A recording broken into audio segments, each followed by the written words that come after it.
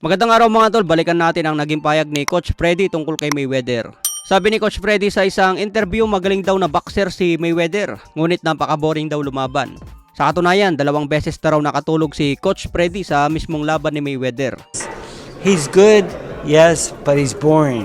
I've fucking fallen asleep twice in his fights at the fight.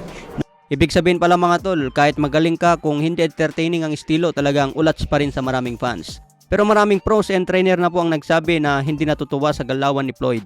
Tulad ni Robert Garcia na batik ang trainer. Matatandaan nung laban ni Maidana kay Mayweather, tinawag din niya na chicken si Floyd.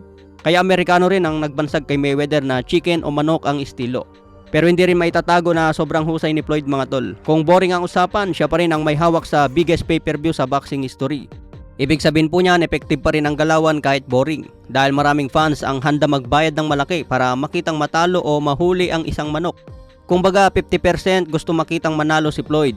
Yung 50% naman gusto makita kang matalo. Kaya naging pay-per-view king si Floyd Mayweather. Hindi katulad sa panahon ngayon na wala nang pakialam ang fans kung matalo ka o manalo ka. Samahan pa ng live streaming na ninanakaw na lang yung pay-per-view. Noong panahon ng HBO, makaluma pa noon kaya walang pirated online. Kailangan mo talaga magbayad para makapanood. Pero sa panahon ngayon, nag-aantay na lang ng libre. So ano sa tingin nyo mga tol? Boring nga ba si Mayweather o sadyang mahusay lang? Samantala kung usapang Floyd Mayweather, gusto niya makita si Naoya Inoue na lumaban na rin sa Amerika. Nakita daw ni Mayweather na ginaya ni Inoue ang ilang galawan niya. Sabi nga niya, Naoya Inoue, I think he is a hell of a fighter. I like him because I see he takes a lot of my stuff from my playbook. So nakikita nga po ni Mayweather na galawan daw niya ang pinapakita ni Naoya Inoue. Kaya gusto daw niya lumaban sa Amerika at balang araw pwedeng catch weight kay Tank Davis. Pero gate ni Mayweather mga tol, kailangan dumaan sa maraming drug test si Inoue katulad din ni Tank Davis para malinis daw ang laban. So anong masasabi niyo dyan mga tol? Galawan daw ni Mayweather ang ilang pinapakita ni Naoya Inoue. Siguro yung pagiging accuracy at counter punching ni Inoue pwedeng mala Floyd. Pero sinasabi rin ng ilan na halos parehas daw kay Pacman ang galawan ni Inoue. Mabilis at malakas.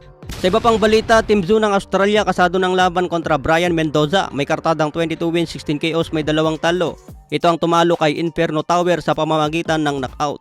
Plano ngayong October ang bakbakan para sa WBO. Ito ang unang depensa ni Tim Tszyu sa kanyang titulo. Pagdating ng September 30, maging WBO Junior Middleweight Champion na itong si Tim Tszyu. Dahil ma-promote agad matapos ang laban ni Canelo kay Jermell Charlo. Nakahanda rin lumaban kay Crawford dahil numero 1 sa pound for pound. Hindi talaga tumatanggi itong si Tim Tszyu dahil nagpapalakas at gusto rin masubukan ang galing ng iba't ibang fighter. Kaya 3 laban na siya ngayong taon, aktibo at talagang masipag. Pinapalagan niya lahat kahit sino ang ibigay ng promoter. Kaya abangan na lang po natin yung mga karagdagang updates. Maraming salamat po.